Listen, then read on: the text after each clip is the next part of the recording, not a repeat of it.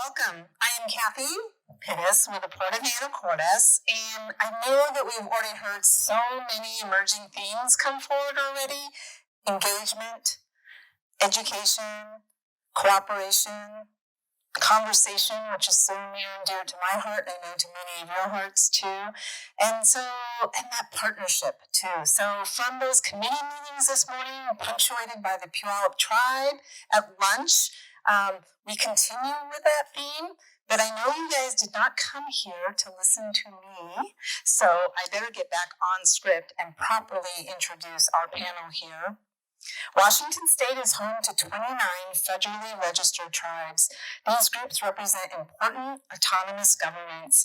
Today we are examining tribal consultation as government-to-government cooperation. We are honored today to have with us 3 tribal members who are strong leaders within their tribal communities, as well across the state and beyond. Our first speaker is Gabriel Galanda.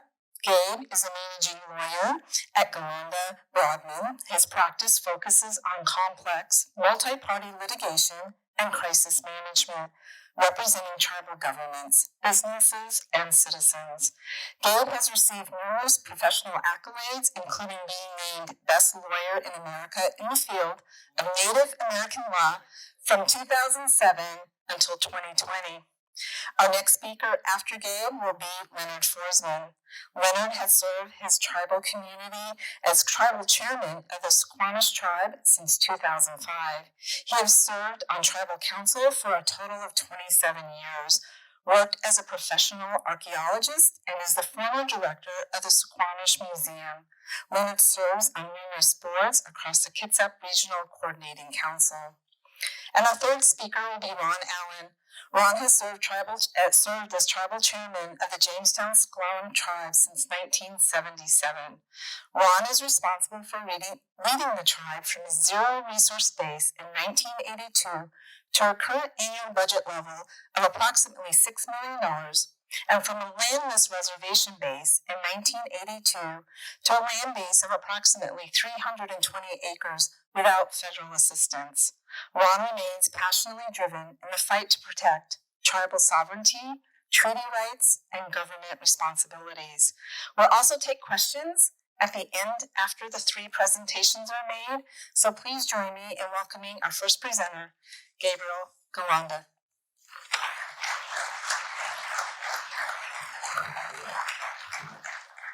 Hello, everyone. Pleased to be here today. I want to thank James for inviting all 3 of us to be here to present on issues of Indian law, and in particular tribal consultation and collaboration as it relates to local government and our great ports throughout the state of Washington. I've invited the chairman to join in my remarks because typically they would be speaking first and I would be batting third. So I hope rather than me droning on for 45 minutes, they will intercede and make this more interactive than talking head. I'm reprising a presentation that I gave in James's presence to a joint session of the Washington State Legislature this summer that was titled Indian Law for the Washington State Legislator. I've adapted that presentation for you all today, and now it's Indian Law for the Washington State Port Commissioner. And towards the middle of my presentation, I'll be speaking a bit about interlocal consultation as an offshoot of what is commonly known here as state tribal consultation, even federal tribal consultation at the national level. But I really hope to illustrate to you all as port commissioners and port staff why consultation and collaboration and communication with leaders like Chairman Allen and Chairman Forsman and your neighboring tribes are great government, not just good government, but great government in practice.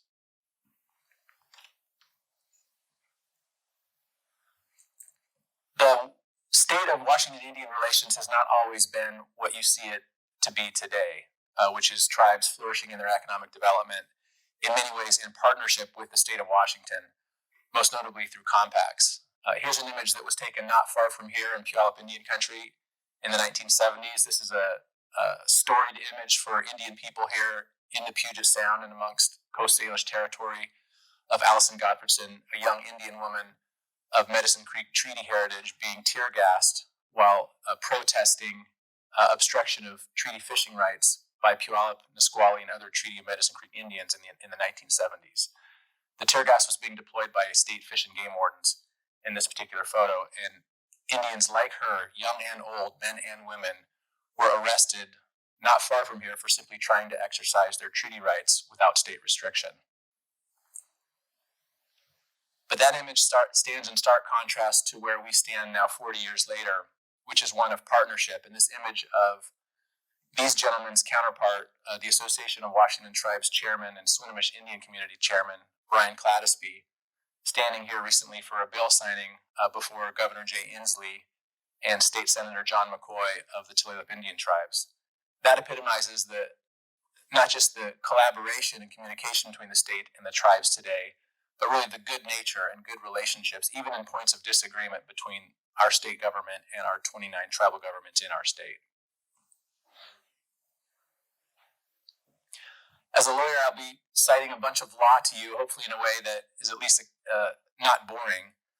But this passage pronounced by the United States Supreme Court also describes where we were once upon a time in terms of our entire nation's treatment of Native Americans or their particular tribes. At one point, the U.S. Supreme Court was inclined to establish state governments as the deadliest enemies of the indigenous peoples to the United States. And today we have 570 some odd federally recognized tribes. There were many, many more in 1492, and certainly when this proclamation was made in the late 1800s. But again, recognizing how far we have come, not just as the state of Washington, but also as the country that we know to be America, you can see once upon a time, things were not as positive as they were today. But that is changing rapidly, and I love this passage from Professor Matthew Fletcher of Michigan State University, and I'll just read it in its entirety. States and tribes are beginning to smooth over the rough edges of federal Indian law, namely jurisdictional confusion, historical animosity, competition between sovereigns for tax revenue, economic development opportunities, and regulatory authority.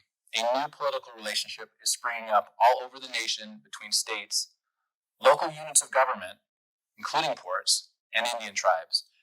And this is really the underpinning of my remarks today, is that we are at a time of a new political relationship between all facets of government, not just in the state of Washington, but in our country.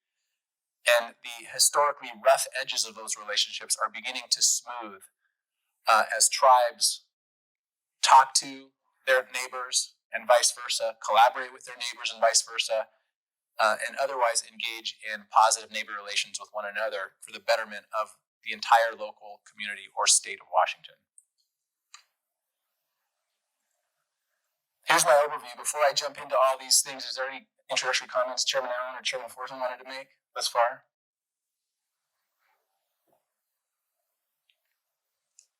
But the only thing that I would add is Gabe referenced the accord that was passed and that was approved in 1989. And it was after many years of fish wars. After the boat decision happened, and we had lots of challenges. And a number of our tribal leaders back in the 80s basically said we were tired of going to court and arguing with the state over who's more sovereign and do treaty rights prevail over state laws, etc. And so back then, Bruce Gardner was the governor. And they basically, collectively, I was one of the leaders that was there at the time, said that we need to stop arguing over who's more sovereign. Let's talk about how we can improve our relationship. And since then, that accord has survived 30 years. We celebrated 30 years this year. And so it created a whole new positive relationship between the tribes and the state on the many issues that we deal with in our respective communities.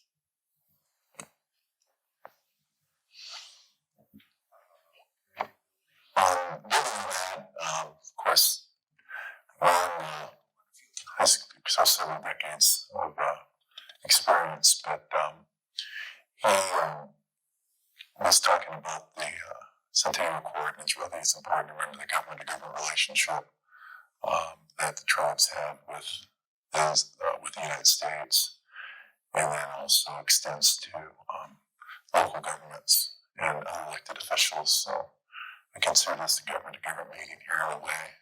And I've met several people in the audience here have interacted with the Squamish tribe on a number of issues that your operations may impact or need to address or adapt to our exercise of our true rights as you're fishing, but also the ecological systems that support those fish and shellfish and other things that are so important to us culturally and economically and spiritually as well.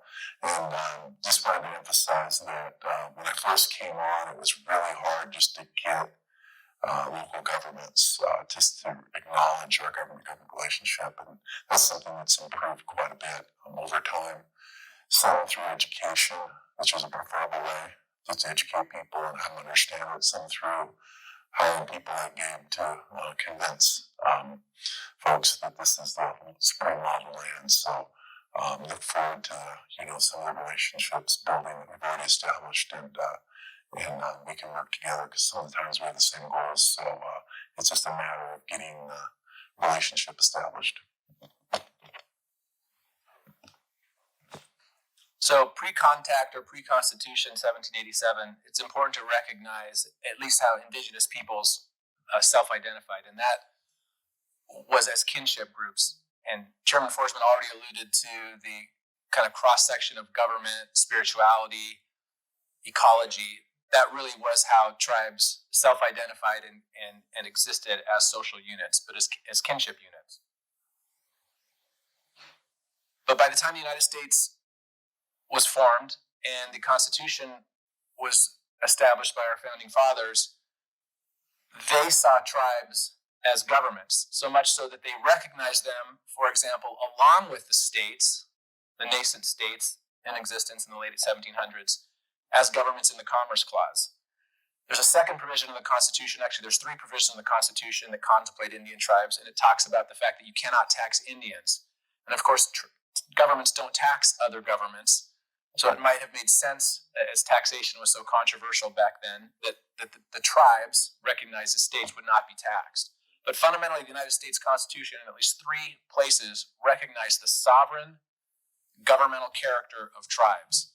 And so when you're dealing with your tribal neighbors, it's important to certainly recognize their culture and who they are and where they come from. But intrinsically and fundamentally, you must recognize them, as Chairman Forsman suggests, as governments, as government to government in your relationship and your dynamic with them. And the United States Supreme Court, through a host of cases over the last century, has made it very clear, and I think these words help illuminate what it means when you're thinking of tribal government. Distinct, independent political communities retaining natural, inherent rights of local self-rule. Distinct communities, and this is critical for your understanding, in which a law of a state or a county or a city shall have no force. Tribal governments possess inherently the right to make their own laws and to be ruled by them. It's important to also recognize that the United States, in recognition of tribes and governments, signed hundreds of treaties in the 1800s in particular. In Washington in the 1850s, those are called the Stevens Treaties. And the United States Constitution also recognizes those treaties as supreme law of our country, by which all states shall be bound. So these are fundamental underpinnings of tribal governance and of any relationship you would endeavor to have as local government with your tribal neighbors. And here are a couple images of the Stevens Treaties, signed them by President Buchanan. This is an important image to recognize insofar as the 29 tribes federally recognized in our state today ceded tens of millions of acres of their ancestral homelands to what is now the state of Washington. At the time, it was the United States, but essentially now to the state of Washington. All of the images that are colored on this map, however, remain indigenous tribal homelands, which is to say, if it's not a reservation depicted in yellow, over which state law has no force, these other lands in other colors signify lands that historically were occupied by indigenous peoples, and those are lands over which the tribes still maintain some sovereign right or influence over. So this map, as you could see, shows very little white. It's all colored in its depiction, and all of those colors, again, suggest the wide reach that tribes have, not just over their own reservations, but over their historic homelands. And I'll explain in a few minutes why that's particularly important to local government. Those treaties reserved territories, and they reserved various rights that I'm sure you're all familiar with in your lines of work and in general societal understanding. Those rights include the rights to fish in usual and custom areas, which again extend beyond reservation lands, to hunt in open and unclaimed lands. But it's also important to recognize is that map suggested that the treaties don't just stop at an artificial reservation line. They don't just stop at the Jamestown-Sklown reservation line or the Suquamish line. They extend off of those lands and into greater Washington. And that's not just off-reservation fishing or hunting rights, but for example, the Yakama Nation's right to travel upon all public highways in the state of Washington and in the United States for purposes of trade and commerce, free of state restriction. And the U.S. Supreme Court recently took that case up and affirmed the Yakama's right to travel, to transport gas along public highways, free of the state of Washington's taxation. Again, these are extraterritorial rights that for you all presiding over port commissions can impact what it is you're trying to do, or perhaps present opportunity for you all in partnership with the tribes. So let me jump in for a second. So sometimes when you see those maps, you get caught up in the Anglo-Saxon view of the world, land rights, property rights. And so for the purposes of order and understanding what are the territories of Indian tribes, the state had to try to figure out what that would be. And so they started with reservation-based.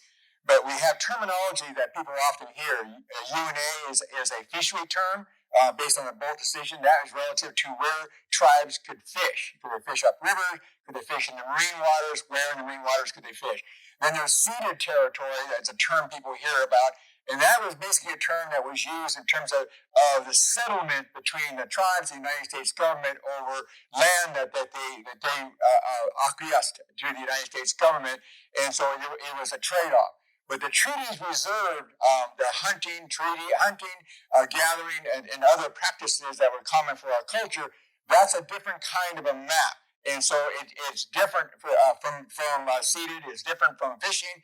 And so it's a matter of differences between tribes and not necessarily states. So states usually have, including Washington State, have a hard time sorting that out in terms of what that distinction is.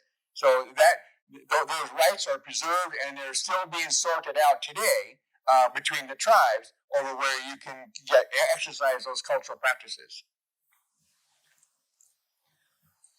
And they're still being sorted out between the tribes and the state of Washington.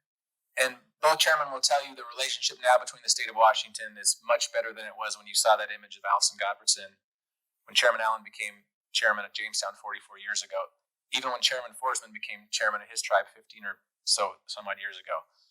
But at least by way of the Attorney General of our state, the tribes are still at times in dispute with the state of Washington. So much so that we've gone to the Supreme Court twice in the last 2 years. Both the tribes have won over Attorney General Ferguson in both occasions.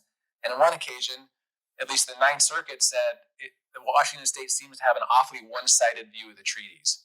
So these issues remain controversial. They remain dynamic. And I think both chairmen would agree they remain more reason than ever to sit down and negotiate agreement rather than litigate to some resolution. This is a passage from the Yakima Treaty case I just cited, and you have the newest member of the U.S. Supreme Court, Justice Neil Gorsuch, obviously appointed by President Trump and confirmed by the Senate, who you might think might have a particular conservative or Republican view of treaties or Indian rights, and he ended up being a influential vote in affirmation of the Washington treaties, and again suggested at least Attorney General Ferguson of the state of Washington doesn't have the most progressive view of these treaties, calling it an old familiar story in terms of what the state of Washington was telling the highest court in our country the treaty meant over 160 years after it was signed. But again, these issues remain dynamic, these treaties remain alive, and they allow for improved conversation at all levels of government in our state. I've already mentioned this once, but I've emphasized it for you because it's critical to understanding what tribal government means by way of state, city, and local government. it means that state law, county law, city law, township law does not carry any weight in Indian country or on tribal lands or within the Jamestown-S'Klallam Reservation or the Suquamish Reservation. And that obviously is something that Anglo-America, legally speaking, has a hard time comprehending. But other people see it as opportunity, an opportunity where perhaps regulation is relaxed or can be relaxed to allow for economic development more quickly than you could at the city or county level. Perhaps where partnership and agreement between developers and tribes will make way for more efficient economic development and job development. So you can look at it as a void that perhaps might strike some as negative and that state law doesn't bear out on tribal lands, and that might be of some negative implication, but it can also be a positive in that you're starting, in some respects, with a clean slate or a blank piece of paper, and is now up to you, local government, or to you, the economic development arm, and the tribe to then figure out what might be best in partnership with one another. But that principle I just mentioned isn't absolute. It doesn't mean that in every occasion and every involvement on tribal lands that state law has absolutely no force. As a general proposition, that is the case, and I cited those cases to you, but that is changing, and the courts are having a harder time with that principle when it relates to non-Indians who are doing business on a reservation or being employed at a tribal casino or otherwise coming on to tribal lands for some involvement for another. The courts are, I believe, unjustifiably skeptical of the results of the void of state law on tribal lands or in Indian country, and so they have begun to carve out additional rights for states, additional rights for non-Indians in Indian country that the tribes then have to contend with or to contest. But generally speaking, when non-Indians are involved on tribal lands in certain respects or another, the courts are looking beyond the principle I have articulated and perhaps to find other ways to accommodate non-Indian interests, which again, the tribes take issue with. Those dynamics, however, again create opportunity for people to sit down and negotiate rather than litigate. Another principle, sovereign immunity. Like the United States government and the state of Washington by way of the 11th Amendment, you cannot sue a tribe or a tribal agency or a tribal enterprise or a tribal officer or a tribal employee, generally speaking, unless the tribe has somehow waived its immunity or availed that person or entity to suit. The same goes for the United States government, which is why we have something like the Federal Tort Claims Act. The United States government or one of its actors hurts somebody in the course and scope of some activity or employment, the United States has waived its immunity to allow the person hurt by that activity to sue the United States in federal district court. The state of Washington has done the same thing by way of the RCW. Increasingly, tribes are doing the same thing. But as a sovereign, just like the United States and just like the state of Washington, the tribes do not need to be sued and will not be sued unless they consent to suit. That also has pushed, in particular, local government and tribal government and state government to the negotiating table, realizing that litigation between sovereigns, when they have not waived their immunity, or against a tribe when it has not waived its immunity, can very easily be a zero-sum game. Negotiation, however, becomes a way to avoid such a scenario and to figure out what works for everybody involved. For the state of Washington, taxation has been a huge issue in Indian country as the tribes have begun to prosper, creating thousands of jobs and tens of millions of dollars of economic activity. And the state, of course, is always looking through local government for ways to generate new tax revenue or to find new taxing objects. The tribes resist any notion that they should be the subject of tax revenue, because again, governments don't tax governments, or a new taxing object. But immunity from suit has prevented the states, more often than not, from realizing a remedy that they may have by way of the courts to, for example, impose cigarette taxes on non-Indians who buy cigarettes on an Indian reservation, or gasoline taxes for non-Indians who buy petroleum on an Indian reservation. What that has caused ultimately the state and the tribes to do, especially over the last 20 to 30 years, is negotiate state tribal compacts or interlocal tax sharing agreements as it relates to cigarettes and fuel to figure out where the rights and responsibilities lie between the state of Washington and its local governments and the tribes. But again, the state could not obtain anything were it not through negotiation because of tribal sovereign immunity. And much like the tribes might be on the short end of the stick had they needed to sue the state for certain relief because of state 11th Amendment sovereign immunity. Again, compacts becomes a way to navigate these jurisdictional limitations that both governments have by way of one another. They've also become a form of obtaining tribal consent, meaning tribal consent to certain activity that either occurs on their land or might implicate their interests off of their land. Be it gaming compacts or interlocal agreements, and you can see that the Tulalip Tribes has been at this in Snohomish County since about 1992. So for the better part of almost 30 years, you have seen that tribe, like other tribes, working with local government, working with county government, working with state government to iron out their differences through accord and compact rather than through litigation. But fundamentally, to obtain any form of tribal consent for activity or any form of mutual agreement, this principle is key, and it is too often lost on government, candidly, federal, state, and local government, which is when the tribe's interests are at play, especially off the reservation, one of those colored areas on the map, or in the usual and accustomed areas that Chairman Allen referred to. Other government must stop, look, and listen before proceeding. And I'll tell you a story in a minute about a project that I was involved with in Port Angeles where that did not happen, and a disaster ensued for the state of Washington to the tune of $250 million, and for that tribal community. And in fact, the tribal communities that they represent, insofar as all the Coast Salish people are related to one another.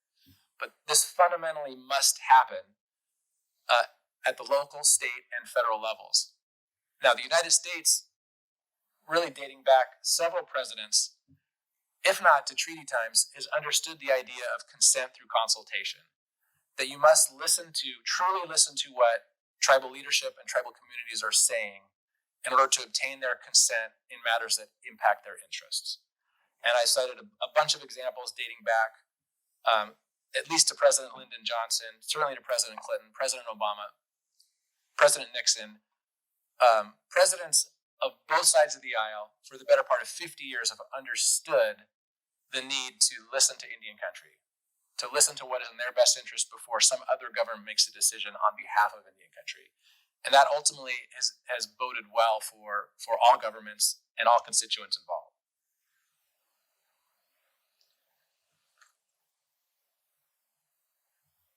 I want to focus you on local consultation. So for 50 years, it has been the relationship between the federal government and tribes defined by government to government consultation, if not consent. Chairman Allen already alluded to it. I'll talk about it in a few minutes. Since 1989, it has been the policy of the state of Washington to do so through the Centennial Accord. I'll discuss how that policy really has existed since the governors that presided over our state in the 1970s. So for the better part of 40 years. Local governments also fit into that equation, and those of you who are bound by shoreline management acts may already know that there are consultation protocols that require you as local government or your sister county or city to work with affected Indian tribes when you are developing lands, especially along shorelines, which is where indigenous peoples, at least in the Puget Sound, have historically lived. I've given you some language here about the shoreline management plans talking about this joint effort, this joint collaboration, this joint communication between affected Indian tribes before development is undertaken along those shorelines or in other critical areas. And you can see through all of these provisions of state statute and regulation the notion that you must work with affected Indian tribes. You must do so early and often. And you must ultimately coordinate with them, elicit their input, and then implement the outcome of those conversations and that collaboration. Cowlitz County's shoreline management plan, for example, talks about the need to consult with tribes, particularly as it relates to archaeological resources. So not only is this federal law, not only is this state law, but it may very well already be local law in your jurisdiction. And if you haven't paid attention to your shoreline master program or your other local development laws, perhaps when you get home, you could look at those to see if what I'm talking about is already in play in your local jurisdiction and to see how it might need to be deployed as you develop in your jurisdictions. These are images of the once Washtenaw Graving Yard in Port Angeles, Washington, which is in Clallam territory, close to where Ron's tribe hails from.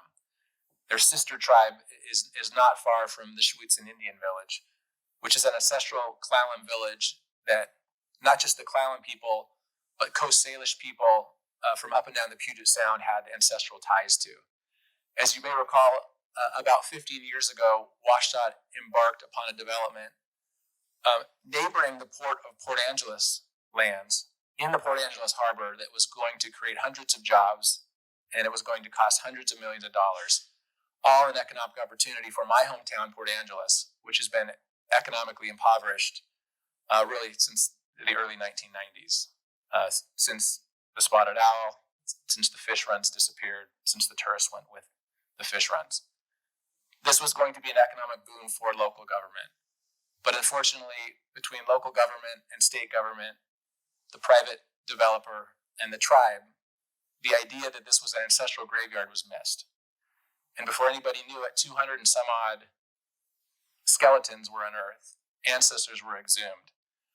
And what the state of Washington and local government stumbled upon was one of the greatest archaeological finds in our area.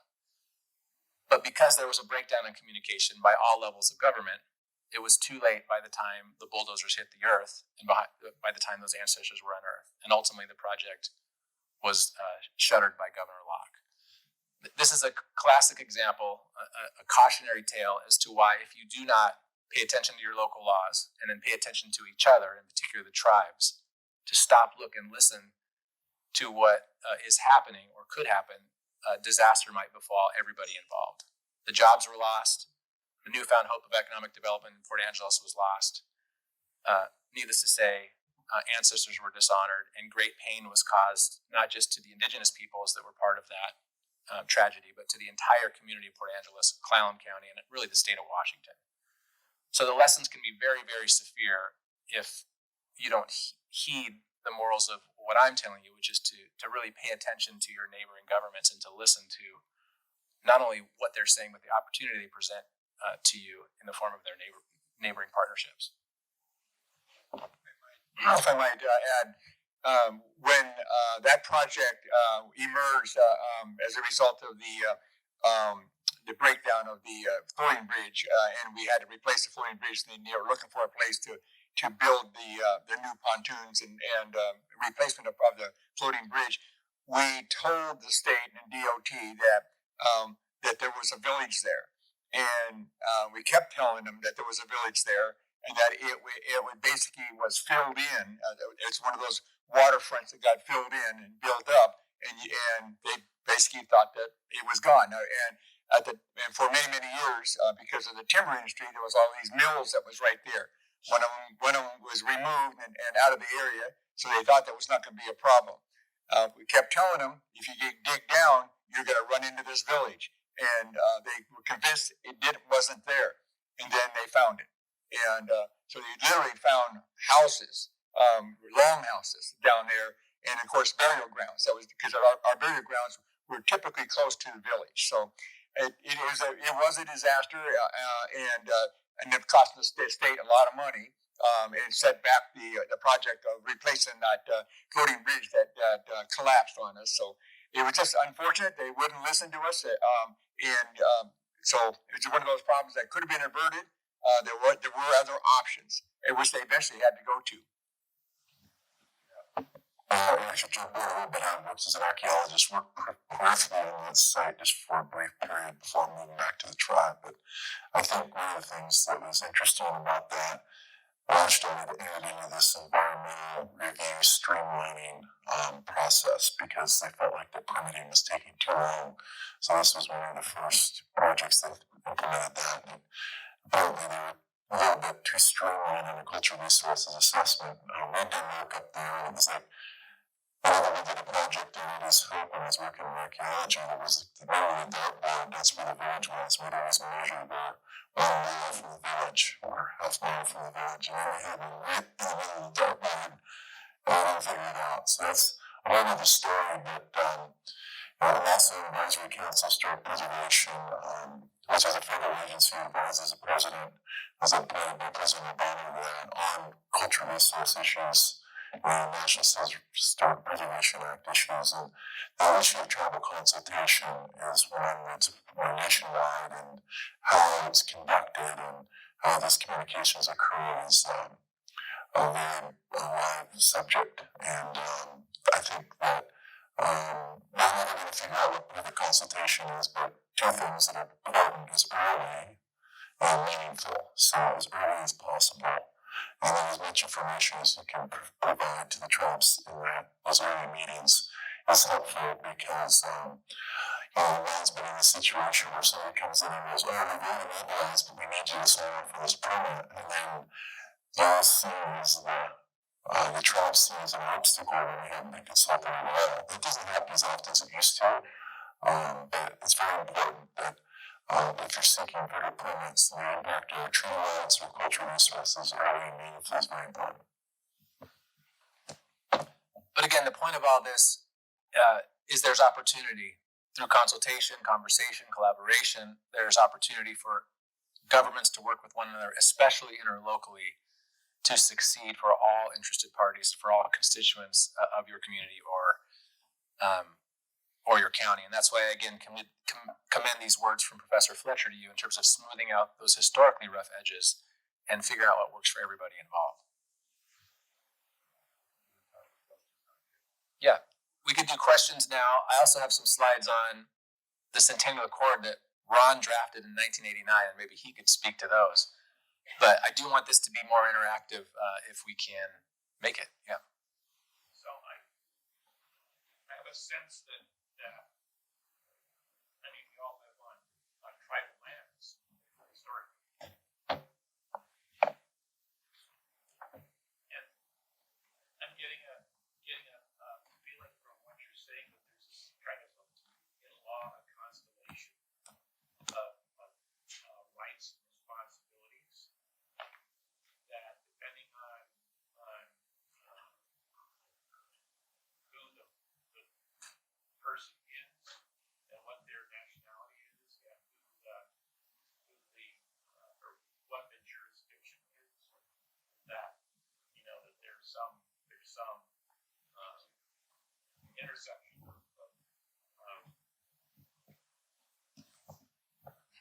I just start again.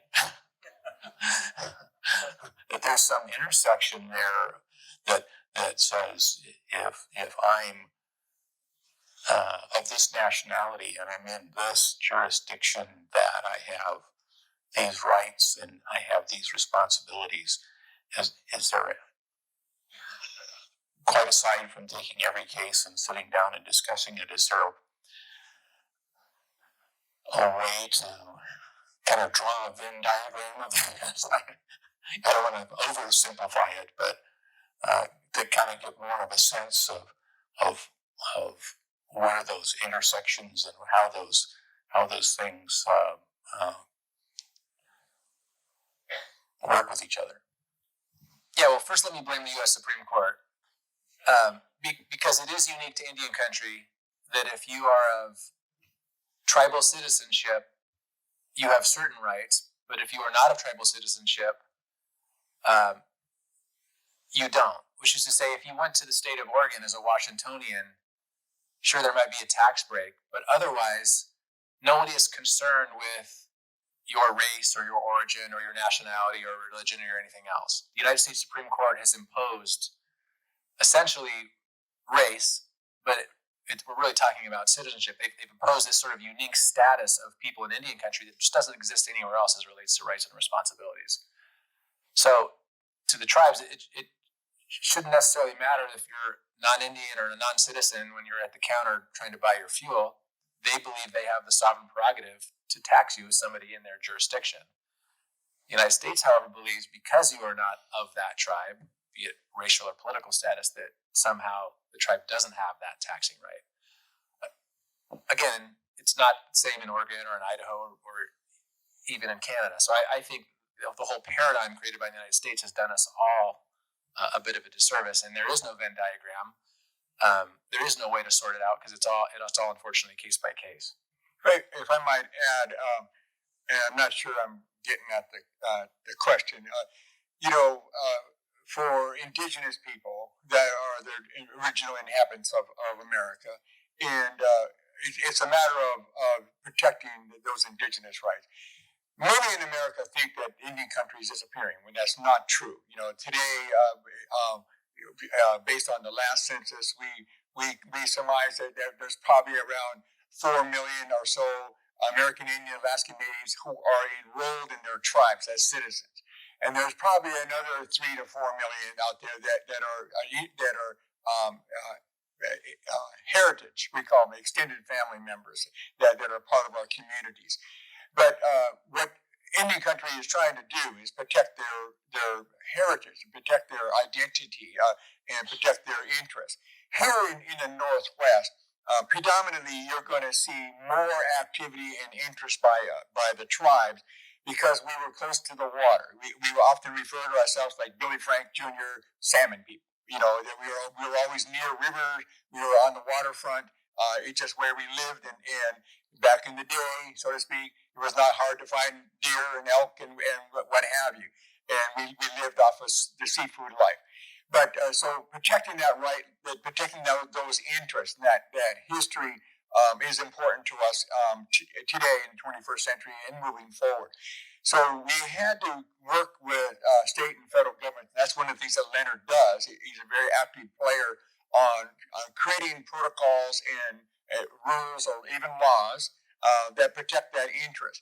And those processes are very clear. So it's not like you need permission, but if you have tribes in your respective areas, it's in your interest to talk to them, rather than if the port is doing a project, a development project, you'd want to know what's going on. And we have those protocols and processes we use to determine whether or not that it was there activity in the area. Is there mittens? Is there graveyards? Was there a village in this case, as the Port Angeles example?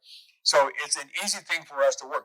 We're not against development. We're not against growth. What we are against is just a blatant desecration of our territory. And just like we all take great pride in protecting cemeteries because those are our ancestors.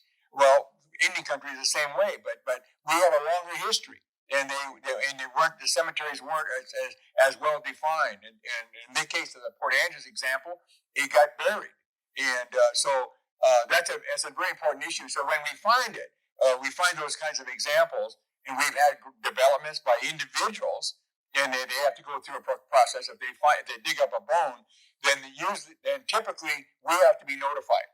The tribe that's closest would be notified, and they will quickly go there and find out what they need to do, so that try to not stop the project. But here's what you need to do in order to find out whether or not there's anything serious activity going on.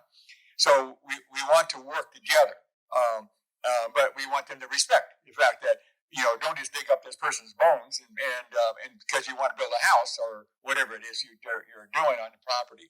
Same with the port, because the port's on the water more often than not. But even where you're doing other kinds of projects, airports and industrial sites, etc., they could be sites where we resided, and so it's easier to work with us, and because we have the information that can help you do your job, and so that we don't become a problem. Because that's not our interest, is to be a problem.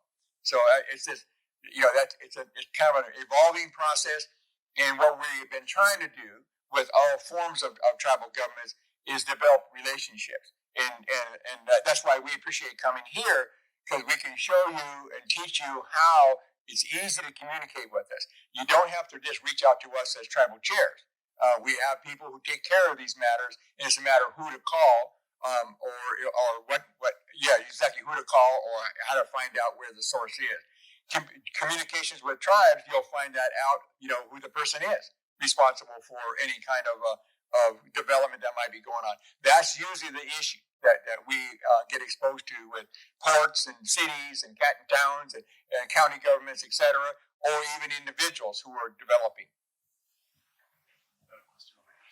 Hi, I'm Glenn Bachman, Commission President, Port of Everett, and we work with 3 tribes in our area, and I'm hoping that Chairman Forsman will back me up on this, but we work with Harmony in many ways, and his cousin, Mill Sheldon, helps us out, as well as Leonard. Thank you very much. But we find that knowing ahead of time and education like this makes it much easier to navigate through all of this.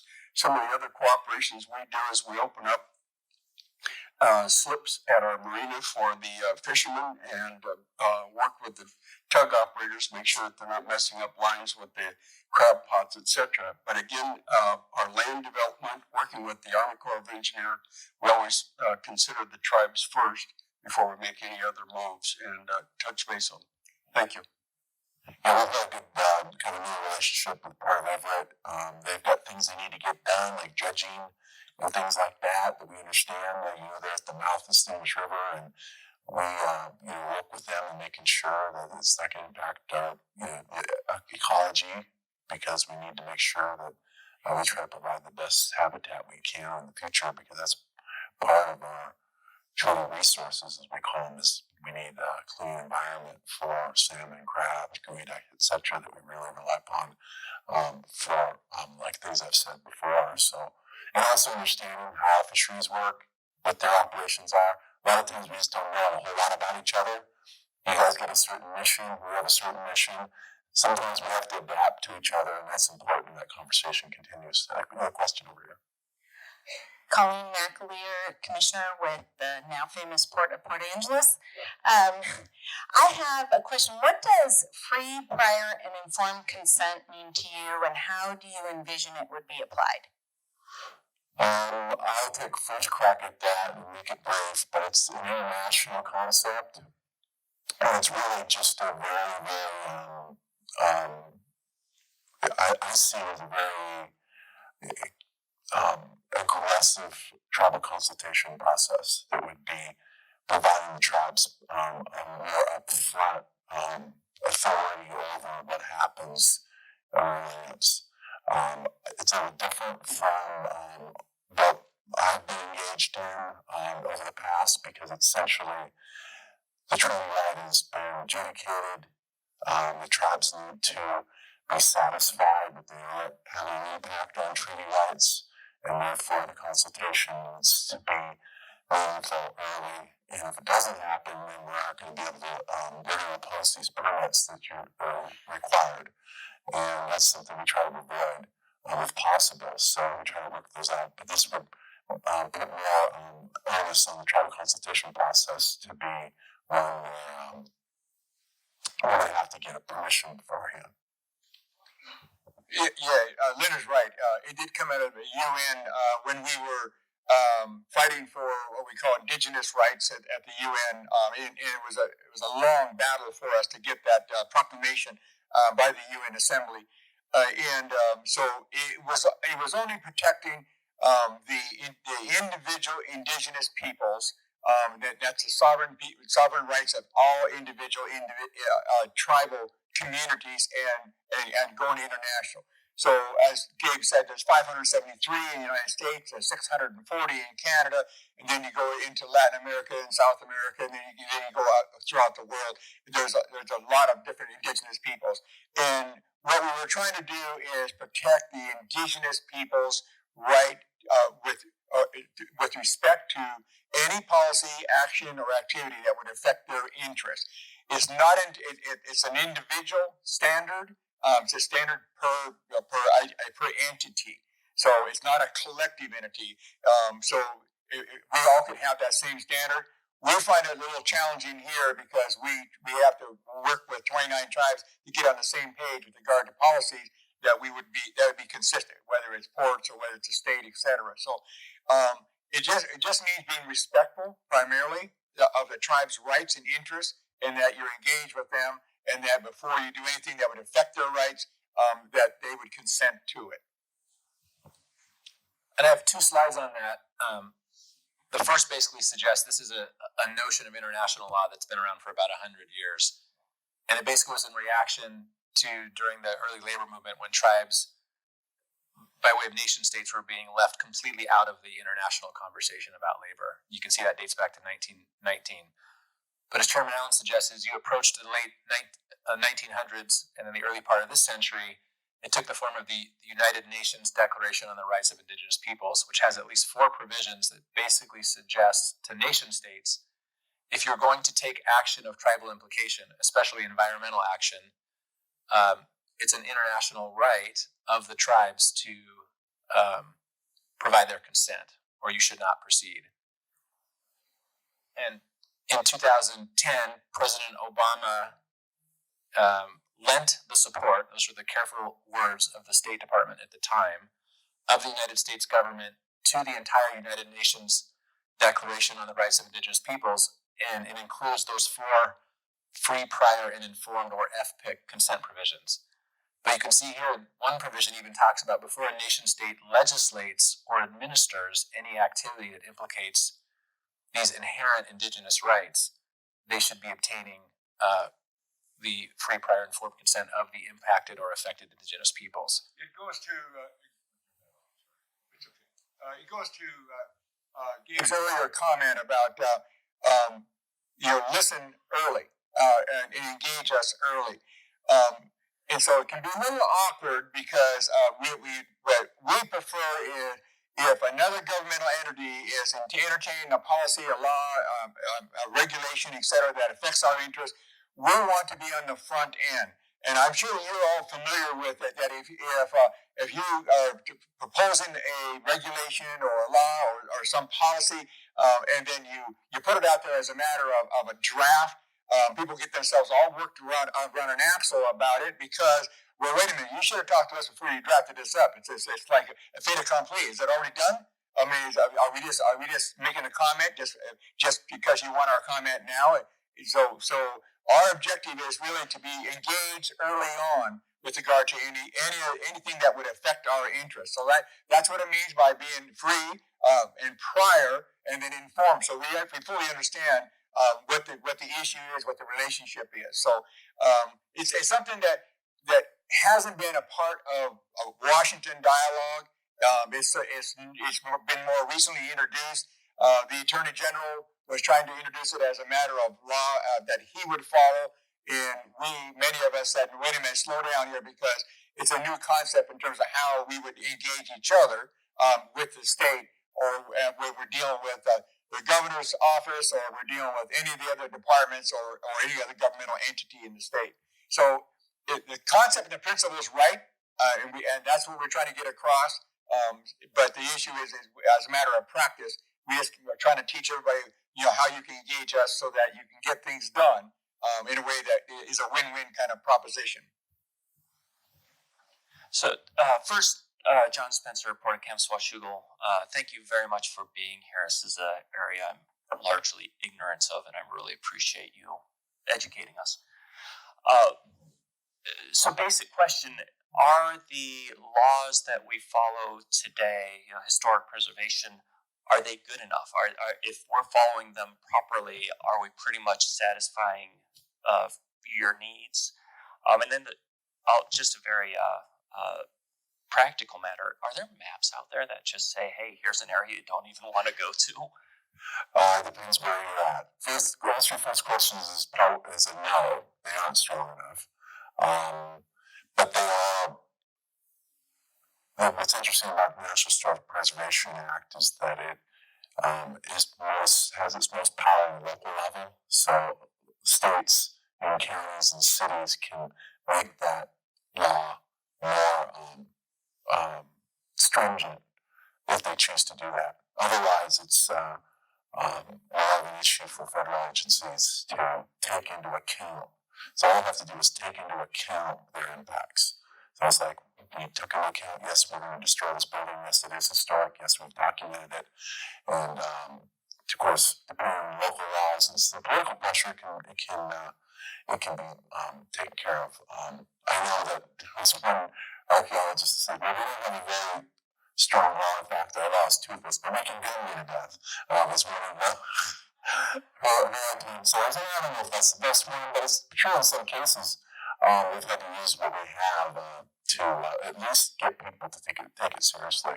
And then as far as maps, depends. Some of the tribes have probability maps, and internally in the GS, I'm sure you guys have the same thing, Ron, as we have, where we have GIS systems where we've taken in, anthropological data, environmental data, geologic data, oral history, worked it into places where we can tell people, get a feel for what the probability is. And oftentimes, that may require a survey prior.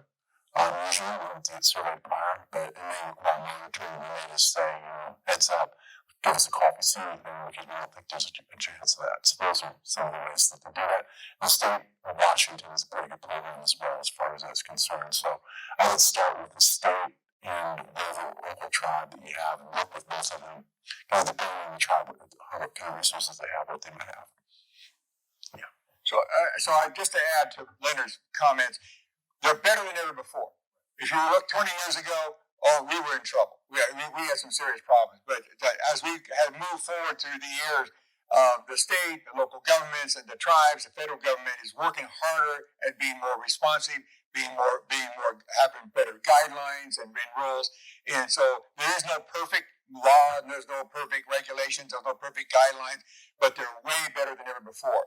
And to add on to Leonard's last comment, if you reach out to us, we have a great deal of resources about where we resided. And what we're having to do is we're having to go back extensive historical documents by Indians and non-Indians alike, people who were documenting who we were, where we were, what were our practices, etc., where did we reside, what kind of villages that existed here and there. And so we have a lot better information than ever before. Bear in mind, historically, Indians were not like the Caucasian society. We didn't document it. And so what we had to do is go back to the historians and the archaeologists of the day who were capturing their impressions and understandings of indigenous peoples. And so we're gathering those and reconstructing them in a way to have a better understanding of how we resided, what we did historically, and where you might find Indian activities in any particular area throughout the Northwest. And Leonard alludes in particular to the Department of Archaeology and Historic Preservation and Dr. Allison Brooks. That would be your best starting point at the state level. And his point's well taken. You should also have a relationship with your neighboring tribe and be able to make some inquiry there as well. Tribes. So, Brian Ziegler speaking on behalf of local and state governments who provide services to Indian nations, municipal services like water, sewer, garbage, that sort of thing. Seems like all the focus is on projects and project actions and failures of some of those, stories are bad. But there's a lot of cooperative efforts with provision of municipal services that fly below the radar. That's my experience on the government side. I'm just curious if you're seeing the same thing. That's the first question. Second is when there is a disagreement, we're challenged as local governments to enforce payments for services, only because the typical tools we have with liens and those sort of things just don't work. We rarely use it on our own citizenry and rarely use it on Indian country as well, but it's very different territory to navigate. I just wonder if you've had any successes there. We're seeing lots of them. We're on the Peninsula Reservation, and we're checkerboarded, so tribes of Indian families own about half the reservation, but there's Kitsap County, Kitsap PUD, both have a presence providing utilities, police, and energy. So there's success stories and there's challenges, and I think, for example, on wastewater, we've had a pretty good relationship with Public Works on negotiating that, but we have to pressure them a little bit on the NPDES permit to provide us with capacity that we needed for our economic development, but we pay them.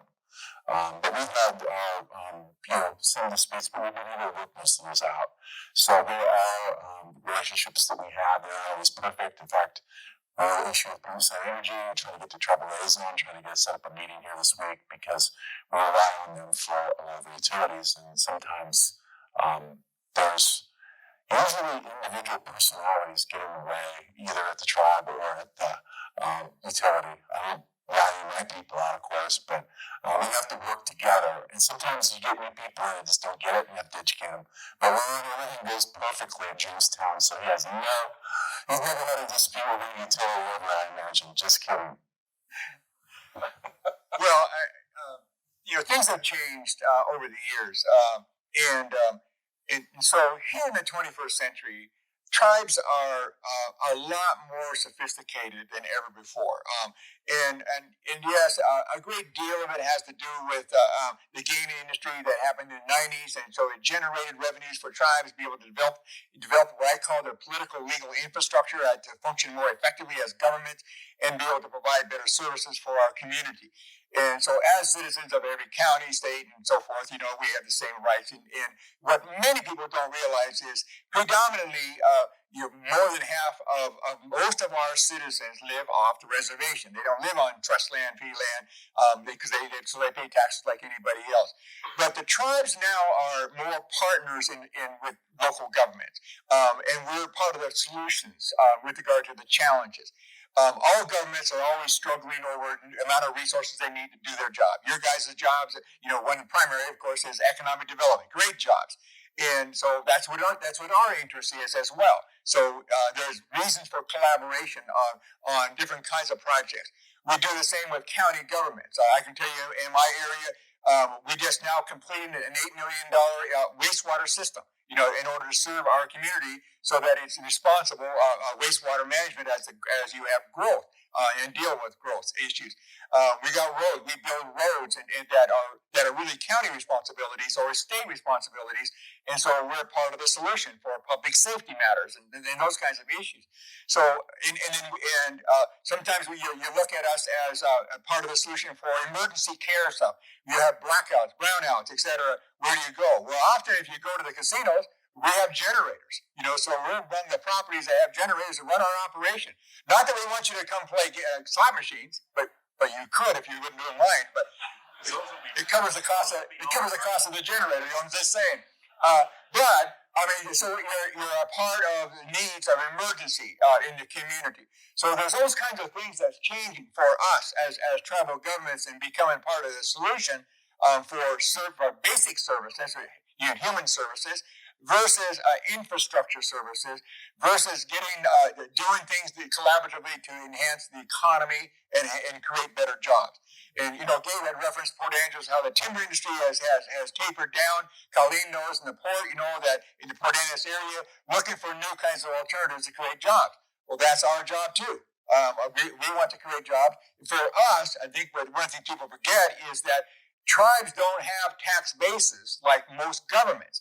And so our tax basis is primarily our businesses. So all those businesses that we have, whether they're casinos, construction companies, or whatever else in business that we're in, that revenue is our tax base. And so we have an interest in it. So going to this whole conversation about cultural integrity, responsibility, we have to deal with it as well. And we have to make sure that there's a good balance there. So we have a mutual interest. And my tribe right now is talking to the Port of Seattle, Port of Port Angeles, with regard to a marina. And I know I don't want to get in your territory. That's another thing you got to be careful about. Don't dabble in somebody else's territory, or you're going to hear about it because of an intertribal dispute. But we don't get along. Don't take it personal. So anyhow, I just want to point that out. And when it comes to services and enhancing the overall needs of a community, from infrastructure to better services and so forth, that we're now becoming a partner. 20, 30 years ago, if you think about it, those of you who were around or wherever you were from, you didn't think about the tribes from your community. It just, tribes are more about Hollywood, John Wayne's movies or Dancing with Wolves or whatever. You don't think about it. Now you do.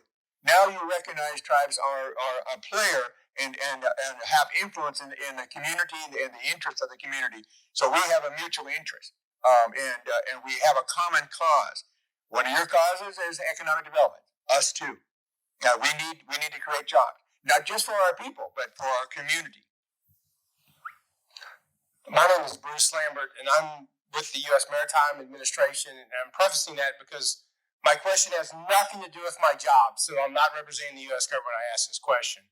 I'm new to the Pacific Northwest, and one of the things that I was curious about is, and I wrote it down so I make sure that I didn't mess it up, celebrating the past is critical to grounding our identity, but going forward, how does Indian tribal law influence right to work, workforce participation, and workforce training? Again, I've only been here for a couple of months, so I'm always finding that we really have to think about this economic development hand in hand with a workforce skill-based development. And not everybody can be a barista. Right. Well, tribes invest heavily in higher education, and it includes WPPA scholarships for colleges as well. We're able to provide full ride scholarships to our people. And then as far as investing in employees, we're recruiting employees for our businesses as well. And it's a challenge, and especially today, there seems to be more competition for employment. So, we always provide health benefits for every employee of our tribal government and every employee of our enterprises. Even people that work in the convenience stores have medical coverage and benefits. That we feel that that's important, that our people need to be valued because it's the same value we have in our tribe, is that we take care of our children, take care of our elders, and we take care of our disabled. And we think about 7 generations ahead, seven generations back, and those are the things we passed down to us. Even though a lot of our cultural traditions were lost through the boarding schools and the assimilation process that the United States had, one thing that I didn't inherit from my family was that respect for human dignity, respect for our culture, and respect of ourselves as Indian people and also with our neighbors. So that was always something that was instilled in me. So we pretty much all of us have very strong HR programs. So we all, like any other entity that's out there, are looking for ways to recruit and retain. And so it's in our interest to have a very strong HR program to protect the rights of our employees. We want to keep them. We want them to come to work for us. We want them to stay with us because it creates greater consistency and enhances the success of our operation, whether it's our tribal government or any of our businesses. So that's a huge deal for us. And so we're not opposed to unions. In fact, most of us have actually laws in terms of how, if any of our employees, depending on the size of our operation, and you could go to Tulalip and Muckleshoot and here at Puyallup, very large employers. So they have a right to organize. They don't have a right to strike and cause a reduction of the revenue, say just like any other government, because you can't take the government down because it has a job to serve its people. But they have a right to be able to organize so that if there's an interest that they're not being served, whether it's benefits or whatever it is. So we have to have laws that guide that kind of activity, that kind of organization. But we avoid it, but primarily because most of us now, because we want to recruit, then we have to make sure that all of our positions that are out there, whether it's governmental or business oriented, that we're paying the market value. If we're not paying the market value, we're not going to recruit them. We're not going to recruit the talent and retain the talent. So that has become a principle for all of us, and so we're following that track. We're finding more success to reduce the turnover rate.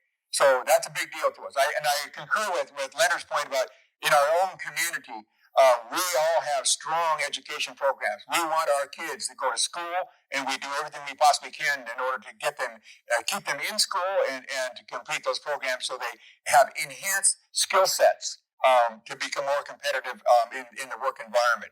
And so those are things that are important to us as we move our agenda forward. I'm more of in a rural area than Leonard is. Kitsap County has changed dramatically, almost like a bedroom community of the Seattle community. But when you get into the rural area, it's harder to recruit. I have a clinic that's one of our businesses that we serve the healthcare in our community. So I have a small tribe, 600 citizens. Okay, I can't have a clinic unless I serve non-Indians. So my clinic now serves 17,000 people. And we Medicare, Medicaid, you name it, we take them all. Well, recruiting doctors, nurse practitioners, and the specialists that serve healthcare is not an easy thing to do when you're competing against Seattle or Bremerton and so forth. And so you have to be able to recruit them and pay that cost. You got to show them, here's the benefit to you that we're going to provide you if you want to move out in our rural community. So we all have those challenges. I can tell you Colville, Yakima, so when you get further out,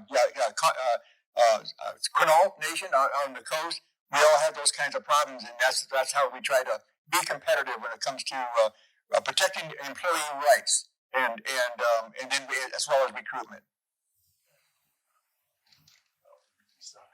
Hi, this is Ken Bell. I'm from the Port of Bellingham, and we're walking a tightrope.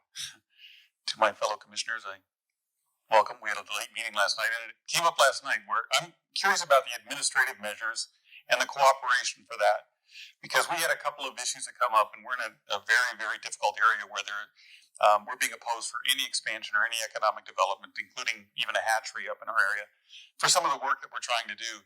But even on the administrative side, when we have a lease, for example, that needs to be transferred from one partner to, say, another Indian tribe, and it's opposed by the majority tribe in the area, they wanted us to stop that transfer. And that, to me, falls under the administrative measures at some level, but I don't think it follows. To me, it was an intrusion into a business transaction that was not necessarily something that should have been requested. And how do we walk that tightrope? Because we're either viewed as being for you or against you if you don't take our stance. And that's difficult for us. When one company wants to transfer a lease to another company, one of the tribes opposes it because it happens to be a battle they're fighting. We have an obligation under the law to not reasonably withhold our approval for something like that. But we get caught up in that, and we're being asked to do something which I believe is unreasonable, and that is to not go forward with a reasonable business transaction. And I just need some help navigating those waters. It's not to be offensive. It's just, how do you say no without becoming a political opponent to the tribe? Sorry, I knew that was going to be controversial. So it is a tough one. We know the tribes in your area. Every tribe is going to have a different set of leaders. Sometimes you have high turnover in tribal leadership, which makes it challenging because you don't have consistency of leadership and relationship. But I can tell you that one of the keys that is very common for politics at any level is relationships. And continue to reach out and continue to understand, where they're coming from, and asking the question, here's what we're trying to do. What's the solution here? I mean, if it's being approached, the answer is no. What was the question? That doesn't work, and it's a joke we sometimes use in Indian country. Okay, it's not funny when you're trying to get things done, but developing a relationship that we're frustrated, and with regard to a project, my notion always is keep reaching out. Keep having those coffee conversations, lunch conversations, or whatever they might be, to keep asking and developing these relationships with the leadership. For the most part, we all subscribe to having consistent leadership. We have Suquamish and Jamestown and many of the tribes that we have a lot more consistency of leadership. That helps relationships with local government. But even if you have turnover, it's a matter of somebody has to take responsibility to know what is the objective of a tribe or a set of tribes, whichever it is, to talk through it. And why would it be in their interest? What is it we can do to bridge this gap that we have right now? It doesn't mean it's always the answer, but I can tell you it solves more problems than it causes. And reaching out. And we know you're busy. Commissioners are busy. You've got a lot on your plate, just like tribal leaders are. So sometimes it's hard just to find a time where you can we have a cup of coffee? And everybody's looking at their PDA going, I don't know where I'm going to fit this in. So you just got to be persistent about it. And we're all busy. Leonard and I are just constantly going. He's the president of affiliated tribes of Northwest Indians, where all the Northwest tribes. And so that gets him going on top of being an officer with the National Congress of American Indians. So find a window. The mere fact you got him here is amazing. Yeah, I do the same thing. I'm on a lot of national advisory committees. So your executive director was persistent, calling me and trying to make this thing work. So, but it can be done. If you don't develop those relationships, you can't bridge that gap to accomplish an objective that would work in your community or your area. Yeah, I think this more large and more people with more tribes. And one thing that's consistent is our culture and the value system. But the tribes may change. You need to be familiar with that. And also, I think transparency as much as you can. I know some of these business transactions. Transparency can be a disadvantage, but the more transparency you can have, the better. Because I've always found, even with my own people, they say, well, I always agree with you, but at least I know how you got to your decision, So you can at least explain your decision in that respect. So I think those are some of the things that can happen in trying to deal with our tribal disputes. Sometimes I would say one more thing. As you branch out and understand the different tribes and different tribal leaders, and you're trying to solve problems in your own respective region, your own respective area, and so you might deal with 1, 2, 3, or 4 tribes, and then you have a relationship with other tribes. Sometimes you can just call us up and just say, I got a problem with this project in my area. What do I do? This is my log jam. And how do I bridge this gap? And sometimes we can say, well, here's our suggestion. We might know who you're talking to. We probably know who you're talking to. So we can say, oh yeah, I know him or her, and I know them, and I know where they're coming from. So you might consider this as an option. So we're all trying to work it together, and we want the relationship to be successful. That is a collective agenda for the tribes. And I can tell you from our perspective, because both Leonard and I do a lot of national stuff across the country, you're not going to get more progressive tribes than Northwest. But you will get more. They will be very defensive of their rights. They'll be very protective, and so you'll see that. If you see a tribe in a respective area and they've had all kinds of injustices, they're still carrying those wounds. Those wounds haven't healed yet. And so that's about part of developing the relationship and healing those wounds. And you may want to elevate the discussion. Chairman Forsman already alluded to it. Sometimes it's personalities on both sides of the interlocal discussion, maybe at a staff level. Sometimes if you take the lawyers out of the way, the staff out of the way, the analysts out of the way, and you have the relationship to just call a cell phone of a chairman who can then call his counterpart maybe at the other tribe, I found that sometimes the chairman, without all of us in the room, they can work it out amongst themselves, and then they can mete out directive to staff to carry out. That sometimes it's just what you need to get through the logjam that you're in. So never underestimate these relationships, and sometimes just needing to call your counterpart at a tribe and have he or she maybe make another phone call to get you through the logjam that you're in. So I can tell you, this is a joke for Gabe, being one of our attorneys. When 1995 and 1999, when we were negotiating the gaming industry in Washington State, in '99 is when the machines came into Washington State. Governor Locke basically called some of us and said, "Look, we seem to be having an impasse." And for those who remember Governor Locke, he was very anti-gaming. He did not like gaming because he had a bad history as well. So we suggested, I'll tell you what, let's get together down in SeaTac, let's get the lawyers out of the room, and let's see if we can cut a deal. It happened.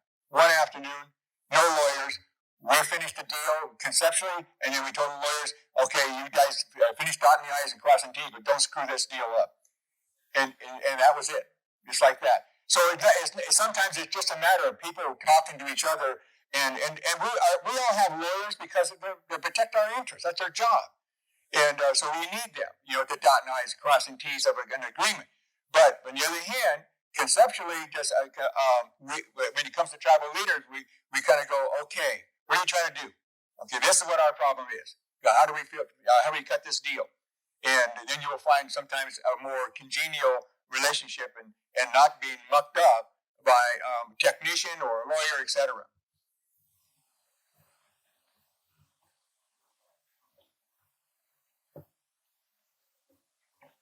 Any other questions?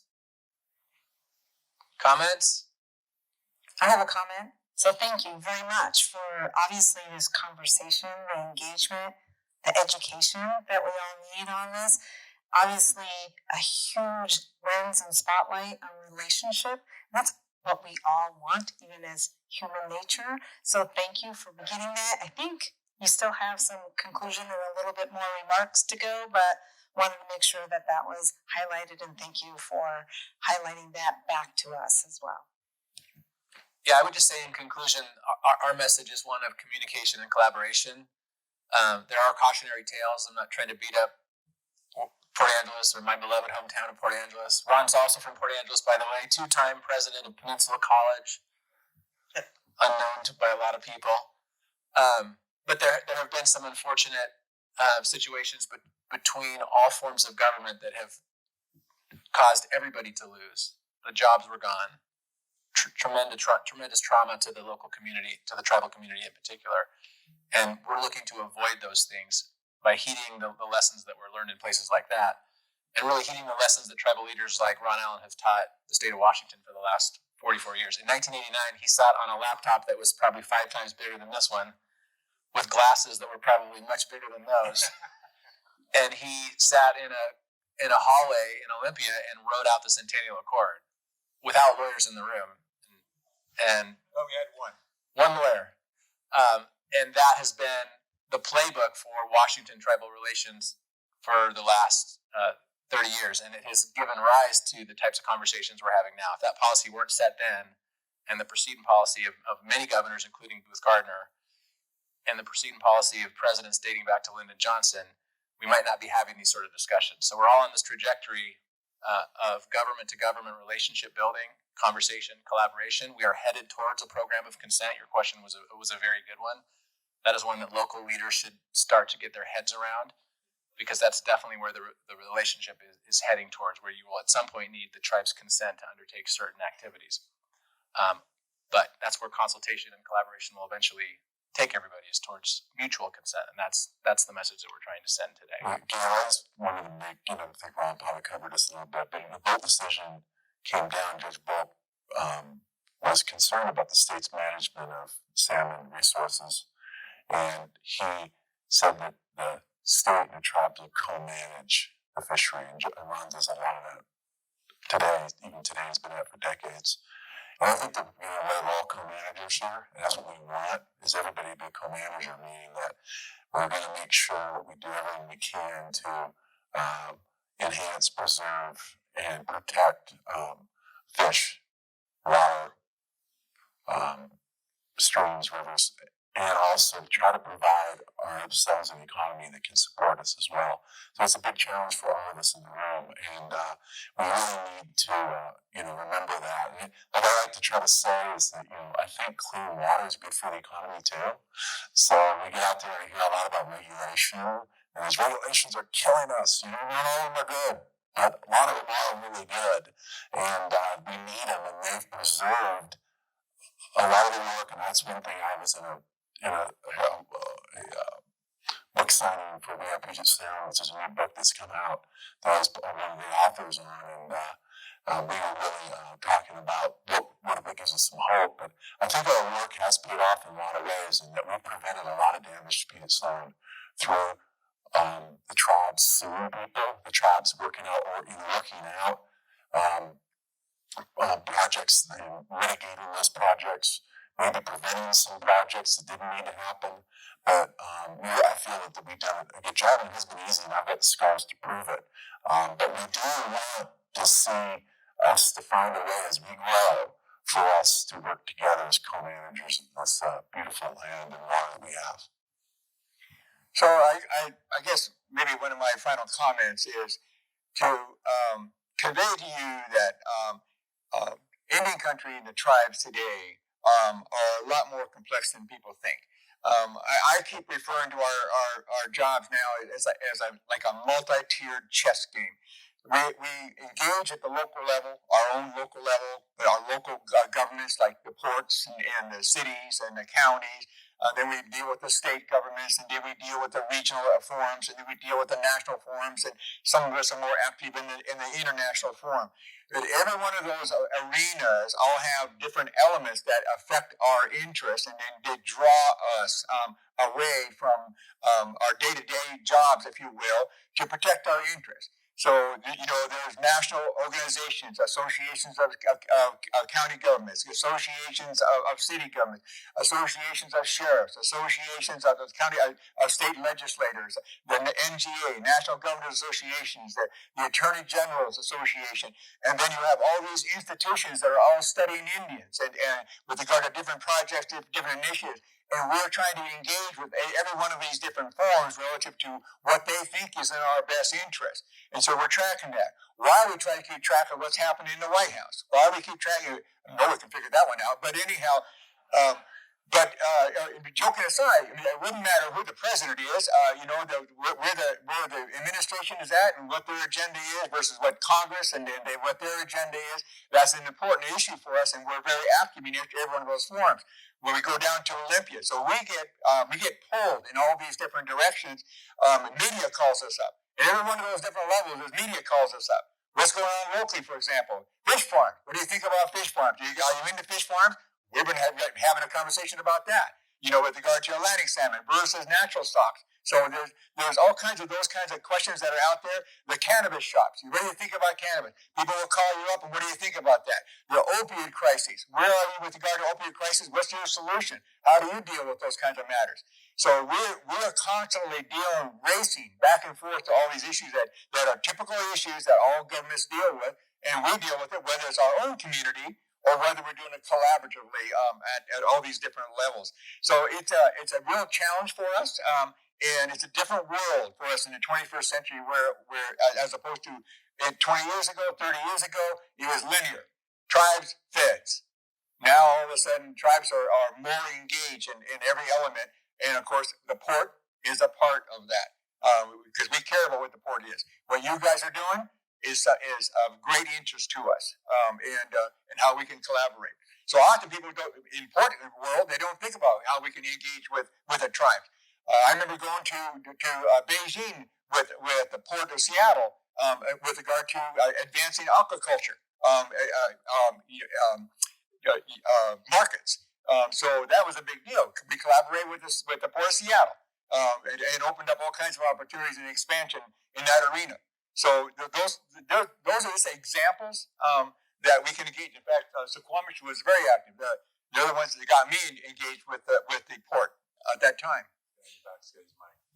Right there. James. Final comments? Chairman Forsman, Chairman Allen, Gabriel Galanda, thank you so much. We're honored by your presence here today, and thanks for a great program. Thank you all.